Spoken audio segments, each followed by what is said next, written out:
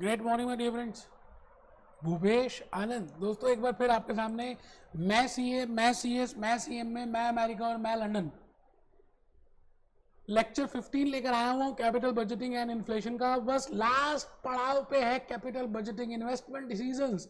बस आखिरी सांसें ले रही है बेटा, किसी भी समय मर सकती है, ये आखिरी सांसें ले रही है। आप ये जान के चल लीजिए। अब हमें विदाई कर रही है इन्वेस्टमेंट डिसीजन को, तो आपको मालूम है जब आप विदाई करते हैं किसी की तो उसका ध्यान ज्यादा देते हैं। So you have to put more sincere efforts in today's lecture as well as in next lecture 16।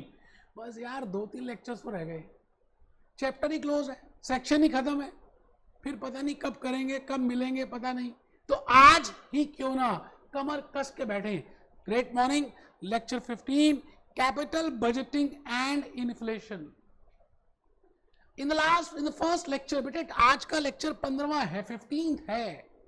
मैंने, मुझे लगता है सेकंड या थर्ड लेक्चर में बताया था that we calculate time value of money and we calculate time value of money because of महंगाई, that is inflation. और मैंने उस पूरे लेक्चर में आपको एक छोटा सा गाना दिखाया था इमली का महंगाई के ऊपर। आज भी मैं वो दिखाऊंगा, लेकिन आज लंबे समय के लिए दिखाऊंगा। तो आज का ये जो लेक्चर है ना, आप ये समझ लीजिए कि 5 स्टार है। मुझे ऐसा लगता है कि आपके एग्जामिनेशन के लिए बड़ा इंपॉर्टेंट है बेटे, करना चाहिए। मैं अगर आपकी जगह होता तो मैं तो छोड़ के नहीं जाता। मैंने बार बार तो उनको देने नहीं है ना पैसे, मैं क्यों दूं बेटे पैसे? एक चीज बताओ, मैं बार बार क्यों दूं पैसे? मैं तो नहीं दूंगा। सीएमए यूएसए इंस्टीट्यूट दोबारा से एग्जामिनेशन फीस देने के लिए आपके पास ज्यादा होंगे, आप दे दीजिए, मैं नहीं दूंगा। मैं तो A to Z सिलेबस करके जाने वाला हूँ। पूरी तैयारी हो जाएगी तो अपना एग्जामिनेशन बुक करने वाला हूँ, या 70% हो जाए तो आप अपना एग्जामिनेशन बुक कर लीजिए। कैपिटल बजटिंग इन्फ्लेशन की बात आज हम करेंगे। मैं भूपेश आनंद आज मन से मन की बात करना चाहता हूं कि उन्हीं लोगों को जगह मिलती है इस दुनिया के अंदर। आपने देखा ये पूरी दुनिया जो चल रही है, people who get places are the ones who keep moving. जो चलते रहते हैं, रुकते नहीं हैं, उन्हीं को जगह मिलती है। और जो रुक जाते हैं, बैठ जाते हैं बेटे, लाइफ में उनको कुछ नहीं मिलता। मुश्किलें आएंगी, गड्ढे आएंगे, प्रॉब्लम्स आएंगी, सिचुएशंस आएंगी, डिफरेंट प्रॉब्लम्स होंगी, चैलेंजेस आएंगे, बट आप टफ हैं। Tough people last, but tough situations does not last. तो आप करके दिखाना बेटे। आप बस ये कसम खा लीजिए कि सीएमए यूएसए अब कंप्लीट करना है, पार्ट 2 फर्स्ट अटेम्प्ट में क्लियर करना है। मैंने कहा अब रात है कहाँ, समय बीतता जा रहा है यार। कोविड के बाद तो हम सबको समझ आ गया कि लाइफ और छोटी सी है, बड़ी अनसर्टेन है। तो आपको जो मिला है, भगवान ने जो कर्म दिया है, जो उसको बेस्ट एफर्ट्स लगा के करो। अब रैन कहाँ जो सोवत हो, उठ भोर भई। अब रैन कहाँ जो सोवत है, जो सोवत है सो खोवत है। मतलब भोर भई, सूर्य उदय होने ही वाला है, उठ ना यार, पढ़ाई कर ना, उठ, मेहनत कर। जो सोता है उसका भाग्य भी सो जाता है, जो जागत है सो पावत है। तो इन्हीं बातों के साथ मैं आज का ये लेक्चर शुरू करूंगा, और बड़ा ही प्यारा सा, छोटा सा, मीठा सा लेक्चर है। मैं कुछ इलस्ट्रेशंस, कुछ एग्जांपल्स हॉक से कराऊंगा। तो अगर आपके पास हॉक है तो ओपन कर लीजिए, नहीं है तो कोई बात नहीं। ग्लैम और वाइले में इन्होंने कुछ ज़्यादा बताया नहीं है, एक एक लाइन दे के छोड़ दिया है। बट मैं अभी हॉक से दिखाऊंगा तो आप उसका स्क्रीनशॉट लेके लिख सकते हैं। बार बार लेने की जरूरत नहीं है। आप मतलब मटेरियल 2-2 लेने की जरूरत नहीं, जो है वो ठीक है। If you have Glam, okay. If you have Wiley, okay. If you have Hawk, okay. But still, because inflation has been beautifully, they have explained in Hawk. So मेरे को लगा कि मैं Hawk का थोड़ा सा बताऊं। बट एक ज़माना था जब हम सब जॉइंट फैमिलीज में रहते थे। मैं अपनी बात करूं, मैं बहुत छोटा सा, मेरे एंसेस्टर्स, दादा दादी पाकिस्तान से आए थे, हम इंडिया में आए, पाकिस्तान और इंडिया का विभाजन हो गया। हम रावलपिंडी में रहते थे बेटे पाकिस्तान में, तो वहाँ पे विभाजन हो गया, यहाँ आए। उस ज़माने में बड़ी सारी फैमिलीज आई दिल्ली में। अच्छा, उस समय ना जॉइंट फैमिलीज हुआ करती थी, मतलब चाचा जी, ताया जी, भैया, पापा, बाप, सब इकट्ठे रहते थे जॉइंट फैमिलीज में। मतलब 3-4 जनरेशंस एक साथ रहती थी, मेंबर्स ज़्यादा होते थे, बच्चे ज़्यादा होते थे बेटे उन जमानों में। और सवाल यह है कि लोगों के पास जॉब्स नहीं थी, नौकरियां नहीं थी, काम धंधा था नहीं, पाकिस्तान से आए थे। बहुत कम पैसे कमाते थे, 100-200 रुपए भी बहुत बड़ी बात मानी जाती थी बेटे 1947 के आसपास। लेकिन आपको मैं जो बात कहने जा रहा हूँ ना, that point is very important. Families बड़ी थी, पैसे कम मिलते थे, खाने वाले ज्यादा थे, खर्चे ज्यादा थे, फिर भी 100 रुपीज में 200 रुपीज की सैलरी में इतना बड़ा परिवार, joint family, they easily enjoy food and their living and their basic needs। और अगर आज का सिनेरियो चेक करें तो फैमिलीज छोटी हैं, न्यूक्लियर फैमिलीज हो गई, मिस्टर भी कमा रहे हैं, मिसेस भी कमाती हैं, लैक्स में अर्निंग आ रही है, बच्चे भी 1 या 2 ही हैं, still they are not saving, still they have huge expenses. क्या लगता है यार, पहले वाला जमाना सही था या आज का जमाना सही है? बेटे जो पहले वाला जमाना था ना, पैसे भी कम थे, but the real worth of that money is huge. और आजकल के जमाने में worth of money is decreased. इसका मतलब जो चीज आप $100 की you could have purchase at that time, आज वही चीज $100 की नहीं मिलेगी बेटे, यू हैव टू पे, लेट इट बी $1000। महंगाई बढ़ गई बेटे, डिमांड इंक्रीज हो गई, पॉपुलेशन बढ़ गई, रिसोर्सेज कम हो गई, मांगने वाले ज्यादा हो गए, सप्लाई कम हो रही है, प्राइसेस बढ़ने शुरू हो गए। बेटे इन्फ्लेशन का एक सबसे इंपॉर्टेंट कंसेप्ट है, if demand is more than supply then the price will shoot up, and when price will shoot up, the real worth of rupee, the real worth of dollar, the real worth of Japanese yen, the real worth of GBP, Great Britain pound, that will decrease। आप Brazil जाकर check करिए ना, जो bread आप एक दिन पहले लेते हैं एक्स अमाउंट की, आपको एक्स प्लस समथिंग देना पड़ता है नेक्स्ट डे आफ्टर 1 आवर। इतना इन्फ्लेशन का रेट है। कितनी कंट्रीज तो खत्म हो गई, बर्बाद हो गई, नष्ट हो गई ड्यू टू इन्फ्लेशन। तो इन्फ्लेशन एक ऐसा, मैं आपको कहता हूं ऐसा स्नेक है जो सबको काट रहा है। Now today I will be discussing with that, you know, inflation, what is the effect of this inflation on capital budgeting? Capital budgeting and inflation को डिस्कस कर रहे हैं, और कैपिटल बजटिंग और इन्फ्लेशन का आपस में क्या रिलेशनशिप है बेटे, आज का यही लेक्चर है। रजिस्टर ओपन करिए ना बेटा, कर लीजिए बेटे, अब तो खत्म होने वाला है इन्वेस्टमेंट डिसीजन यार, अब नहीं करोगे तो कब करोगे। तो अब सबसे पहले मैं आप सभी को एक मूवी का गाना दिखा रहा हूँ बेटे, पिपली का, आप देखिए, बड़ा अच्छा लगेगा आपको, और देखिए क्या कह रहा है वो गाना, सुनिए।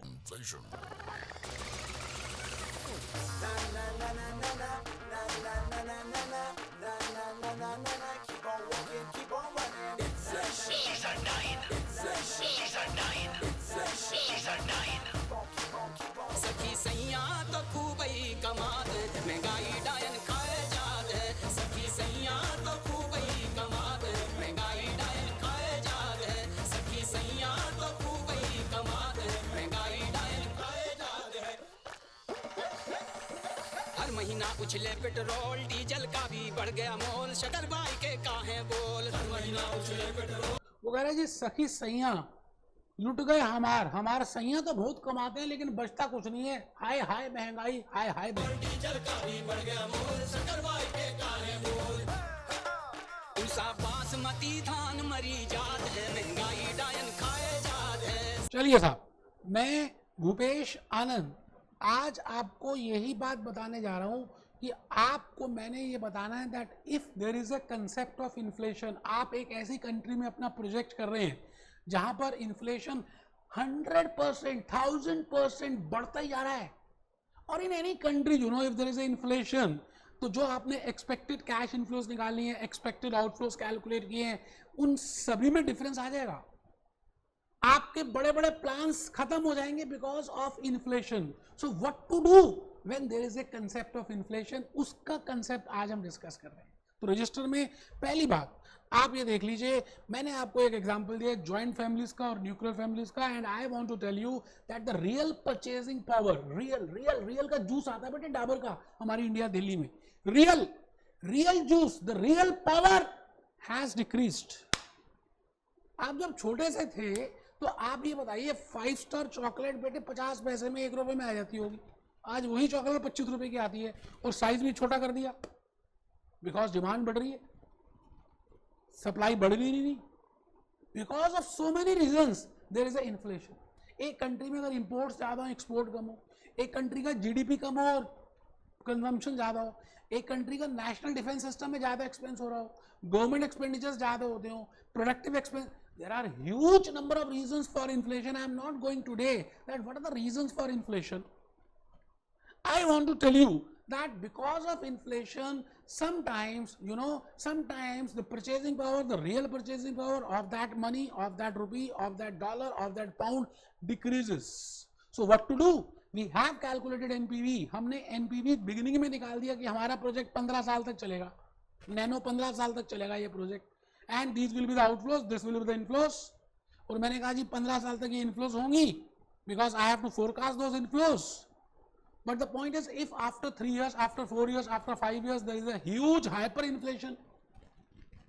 Inflation can be of different types: stagflation, hyperinflation, deflation.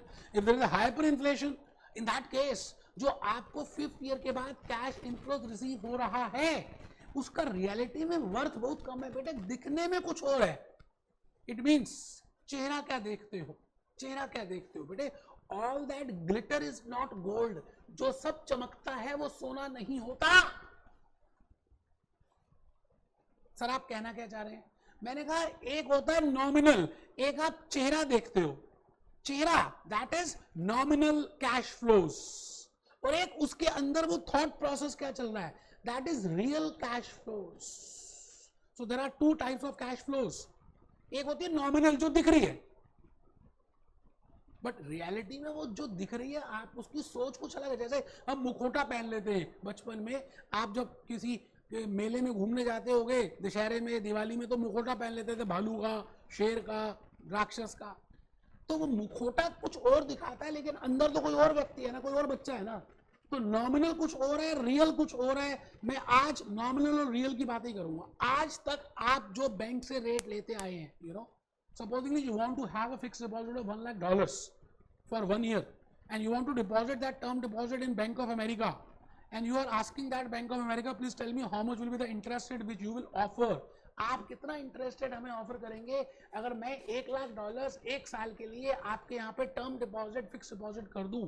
तो जो भी रेट आपको बैंक देता है, बैंक ऑफ अमेरिका जो भी रेट देगा आपको, लेट इट बी 10% और let it be 11%, that rate which bank is giving to you is nominal rate. आज तक आपने जो भी कैश फ्लोज कैलकुलेट किए, the outflows which are given to you, the cash inflows which are given to you, and you have calculated pay back period, discounted pay back period, NPV, PI, IRR, जो कुछ भी आज तक किया ना बेटे, वो सब कुछ नॉमिनल के बेसिस पे किया. बिकॉज आप कभी भी रियलिटी में वर्क करते हो तो it is on the basis of nominal.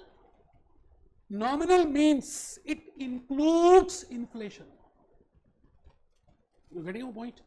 But supposingly, as a management accountant, as a CMA USA, आपका मन कर रहा है कि यार मैं I want to calculate real rate of return. No doubt this is nominal rate of return if this will be the inflation, but supposingly there is an increase in the inflation, then what to do? If there is an increase in labor prices, if there is an increase in material prices, if there is an increase in infrastructure prices, then what to do? Then whether this project will be viable or not. So in that case you want to calculate real rate of return, real NPV आप निकालना चाहते हैं, real cash flows निकालना चाहते हैं, real discounting rates निकालना चाहते हैं. तो जब आप real calculate करना चाहते हैं, real means उसमें आपने कुछ भी नहीं लगाना, फेयर एंड लवली नहीं लगानी. Real means real, it is exclusive of inflation. Nominal means it is inclusive of inflation. In day-to-day life, we always talk of the rate, bank rate. That rate is nominal rate and it is not real rate. You getting my point? तो एक बार आप लिख लें, Irving Fisher की बातें करेंगे बेटे. आज मैं एक थ्योरी बताऊंगा. फिशर्स इंडेक्स, आपने इंडेक्स नंबर्स में फिशर का नाम सुना होगा. इसका पूरा नाम है IRVING, यूरोपियन था, इरविंग फिशर. उसने ये बताया that what is nominal rate and what is the relationship of nominal rate with real rate and inflation rate. एक बात मैंने आप सबको बतानी है कि इरविंग फिशर क्या कहता है, that if I want to find out nominal rate अगर मैं निकालूं तो nominal rate दो चीजों का इफेक्ट है. It is the multiplier effect.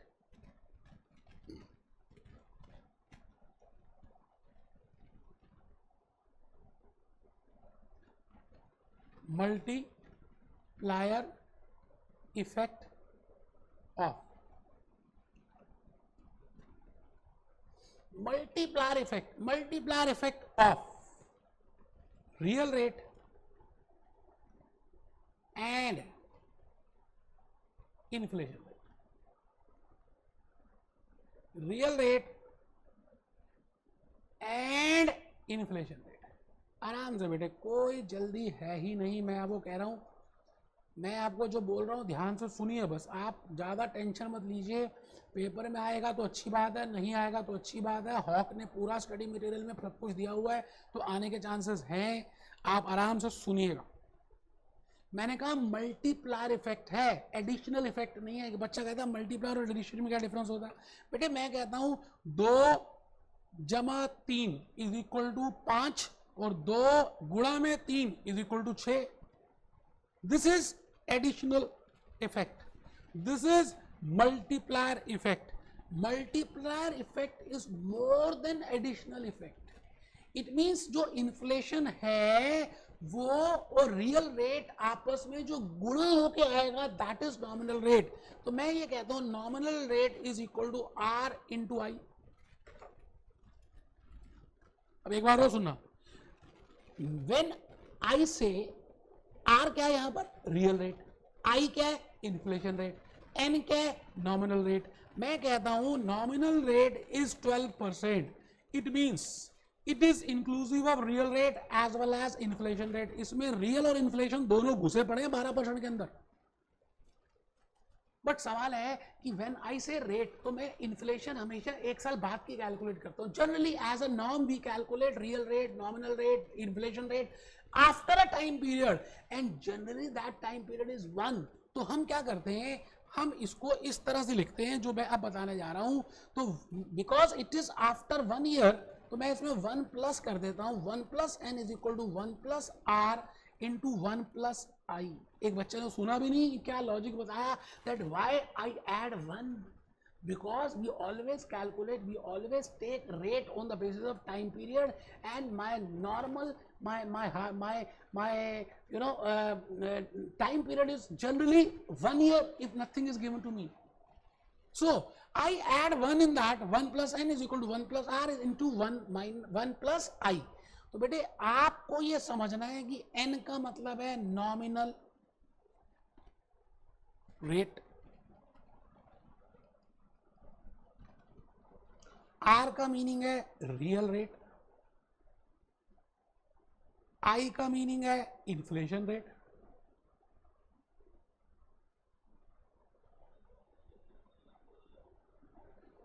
और ये देखिए, ये यहां पर दिस इज मल्टीप्लायर इफेक्ट। बेटे ऐड नहीं हो रहा, मल्टीप्लाई हो रहा। मैंने अभी आपको बताया what is the difference between multiplier effect and additional effect. दोनों आपस में मल्टीप्लाई हो रहे हैं, बस आपको ये इक्वेशन को समझना है।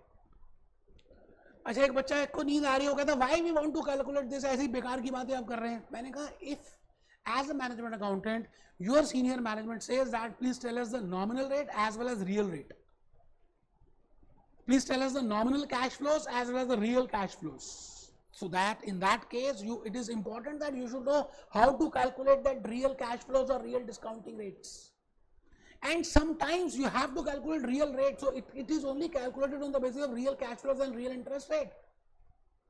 So my dear friends, मैं आप सबके सामने एक बात ये कहना चाहता हूं कि आपको कई बार नॉमिनल आज तक आप, अच्छा अगर if question is silent and you are given the cash flows, all those cash flows are nominal, real निकालनी पड़ती है, या क्वेश्चन स्पेसिफाई कर रहा है दैट दिस इज रियल, बोल राधा बोल, कुछ तो बोल।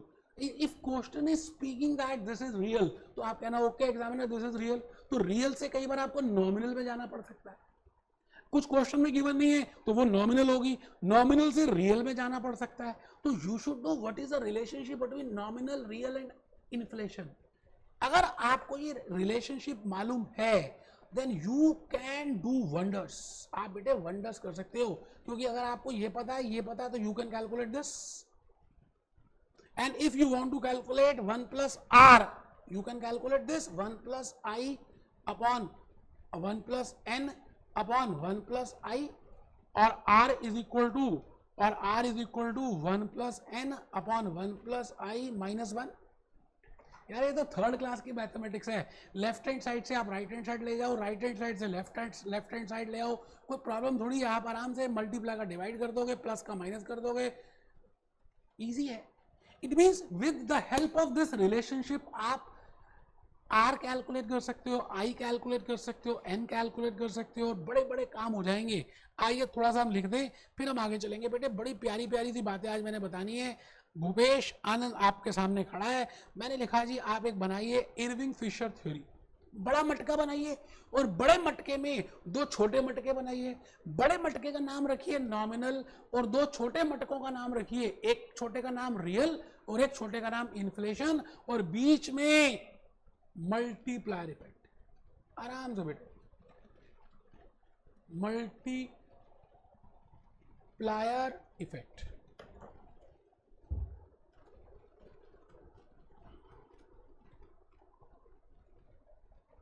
बड़ा मटका, बड़ा मटके में दो छोटे मटके और वो आपस में मल्टीप्लाई हो रहे हैं। एक मटके का नाम रियल, एक का नाम इन्फ्लेशन, दोनों को मल्टीप्लाई कर दो तो ड्रामा आएगा, उस ड्रामे का नाम है nominal. If question is silent, it means all those are given to you as nominal discounting rates or nominal cash flows. So, मैंने अभी आपको एग्जांपल दिया, बैंक ऑफ अमेरिका के पास जाते हैं, HDFC के पास जाते हैं, कोटक के पास जाते हैं, एक्सिस के पास जाते हैं, ICICI के पास जाते हैं।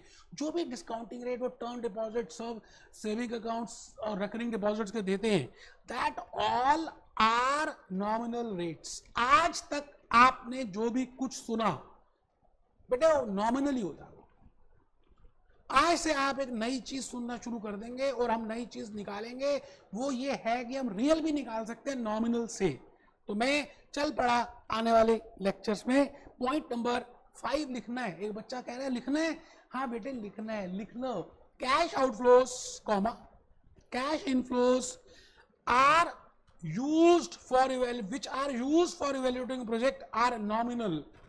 बेटे हम जनरली नॉमिनल ही करते हैं। And nominal discounting rates. अच्छा गधों के साथ गधों का रिलेशनशिप होगा ना, मतलब if there are nominal cash outflow, nominal cash inflow, then we will discount those nominal cash flows with nominal discounting rates. If there are real cash outflows, real cash inflows, then we will relate real cash inflows with real discounting rates. इसका मतलब जब आपने एक कड़ी को बदला तो सारी कड़ी बदलनी पड़ेगी ना। ऐसा थोड़ी है कि आप नॉमिनल कैश फ्लोस ले लोगे डिस्काउंटिंग करोगे रियल से, या रियल कैश फ्लोस ले लोगे डिस्काउंटिंग करोगे नॉमिनल से, तो आंसर ही नहीं आएगा। इस बात का ध्यान रखना है, वो बात मैंने लिख दी है। क्या लिखा है बेटे, क्या लिखा है? Cash outflows comma cash inflows used for evaluating a project are nominal cash flows and nominal discounting rates. So as a management accountant, if the project life is huge number of years, and as a management accountant you want to find out, you are somewhat worried about, you are wondering that what will happen after 5 years, after 6 years, after 7 years, when there is this much inflation, then what will happen? So in that case you can take the effect of that, and that effect is named as inflation effect. और उस inflation के लिए हम आज आ रहे हैं Fisher की multiplier effect की थ्योरी के ऊपर. Real rate from the project is better than nominal return.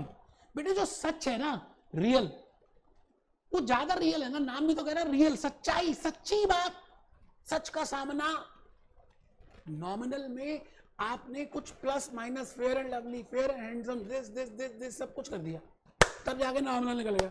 हमने कहा हमें नॉमिनल नहीं चाहिए भाई साहब, हमें तो दाल रोटी चाहिए, सिंपल सी दाल और रोटी. हमें शाही पनीर नहीं चाहिए. शाही पनीर में आपने ऊपर क्रीम डाली, धनिया डाला, अदरक डाल दिया, हरी मिर्च डाल दी, ग्रेवी बना दी, पनीर डाल दिया, ये शाही पनीर नॉमिनल है. But we don't want nominal, we don't want shahi paneer, we want a simple normal dal, and we want to have with rice, and we will be happy for that. तो real is normal dal, normal rice in which we have not added any flavor, you know. So real rate is better than nominal rate. As per Fisher's theory, there is a multiplier effect. जो मैंने आपको logically बता दिया, आप लिख लें 1 plus n is equal to 1 plus r multiplied by 1 plus I. बेटे additional effect नहीं होता, मल्टीप्लायर इफेक्ट होता है. आपको शुरू में लगता होगा कि एडिशन और मल्टीप्लायर का इफेक्ट सेम आता है, बट धीरे धीरे मल्टीप्लायर इफेक्ट ज्यादा हो जाता है. जैसे 2 plus 2 is equal to 4, 2 into 2 is equal to 4, same है. 3 plus 3 is equal to 6, 3 into 3 is equal to 9. Multiplier effect का इफेक्ट ज्यादा आ रहा है, तो मल्टीप्लायर इफेक्ट है. फिशर कहता है इट हैज मल्टीप्लायर इफेक्ट. ठीक है जी. तो अब तो कर सकते हैं 1 plus r is equal to 1 plus n upon 1 plus I, r is equal to 1 plus n upon 1 plus I minus 1. ये तो बहुत कुछ हो सकता है. ठीक है जी. इसी तरह से बेटे नॉमिनल कैश फ्लोज, जो नॉमिनल कैश फ्लोज होती हैं, the cash flows which you are given in the question, all those are nominal. अगर आपको, क्योंकि आपने डिस्काउंटिंग रेट अगर रियल निकाल लिया तो कैश फ्लोज में तो रियल चाहिए, तो कैश फ्लोज रियल निकालने के लिए भी आपको रिलेशनशिप पता होना चाहिए. Nominal is equal to real cash flows into 1 plus i raise to power n, because if there is more number of years there will be more inflation and that too in the multiplier effect. बेटे अगर हर साल 10% हो रही है तो first year 10% होगी, 100 rupees की worth 110 के बराबर आ जाएगी. नेक्स्ट ईयर 110 के ऊपर 10% होगा, थर्ड ईयर 121 के ऊपर 10% होगा. It means it will have a multiplier effect. So nominal cash flows is equal to real cash flows into 1 plus I raised to power n. Real cash flows common ले लेते हैं, वैसे bracket आप open कर सकते हैं. Real cash flows plus real cash flows into inflation rate for the period for which you want to calculate.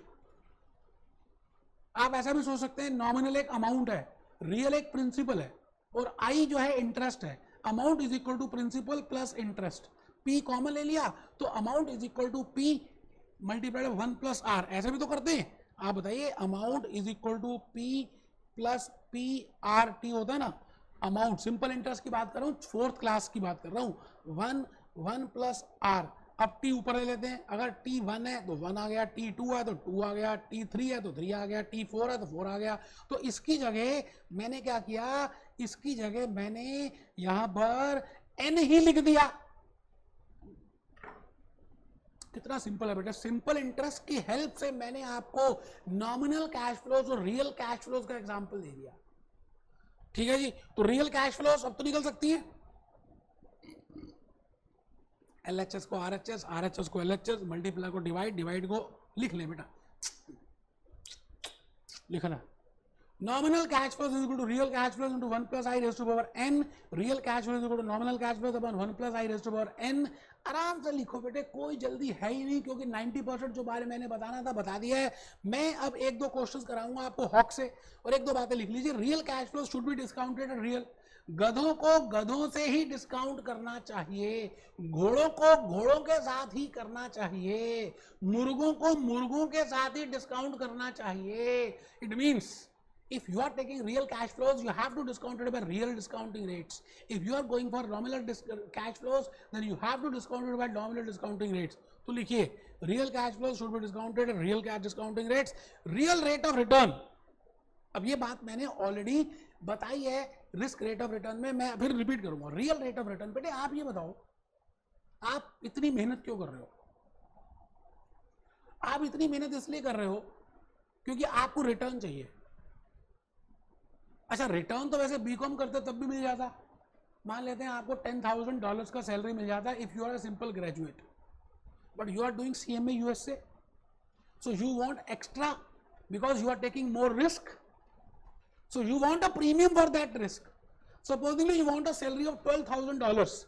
It means $10,000 is for a simple graduate and $2,000 because you have taken a risk of giving examination of CMA USA and you have incurred some cash outflow for that. So you want premium for that risk. That is $2,000. It means total you want $12,000 per month as your salary. तो इसका मतलब आपने जो reality में risk लिखा है, अभी मैंने इन्फ्लेशन की बात नहीं करी, आपने कहा भाई नॉर्मल मैंने पढ़ाई की, अपने 18 साल पढ़ाई में लगाए, मैंने बेसिक नीड्स तो मेरी फुलफिल होनी चाहिए. तो बेसिक पे जो मिलता है that is $10,000, that is your basic need, that is without taking any risk. मैंने कोई ज्यादा रिस्क नहीं लिया. CMA USA नहीं किया, ACCA नहीं किया, CFA नहीं किया. I have just done simple graduate normal plain vanilla ice cream, no butterscotch, no chocolate chip and all that. तो प्लेन वेनिला आइसक्रीम का पैसा that is named as without taking any risk, that is named as risk free rate. But if I have done something more than plain vanilla, अगर मैंने graduation से ज़्यादा पढ़ाई की, कुछ रिस्क लिया, आउटफ्लो लिया, लेक्चर्स लिए, एग्जामिनेशन फीस पे की, तो बेटे जो ज़्यादा किया ना that you have taken a risk, और उसके ऊपर आप प्रीमियम मांग रहे हो, उसको बोलते हैं रिस्क प्रीमियम रेट. तो रियल रेट के दो कंपोनेंट्स होते हैं. एक कंपोनेंट का नाम है रिस्क फ्री रेट और एक कंपोनेंट का नाम है risk premium rate. Risk free rate, risk premium rate. Risk free rate, risk premium rate. तो लिख लीजिए real rate of return is equal to risk free rate plus risk premium rate. This is component 1 and this is component 2. It means if I want to bifurcate, if I want to break that real rate, there will be two small matkas. One matka will be risk free rate.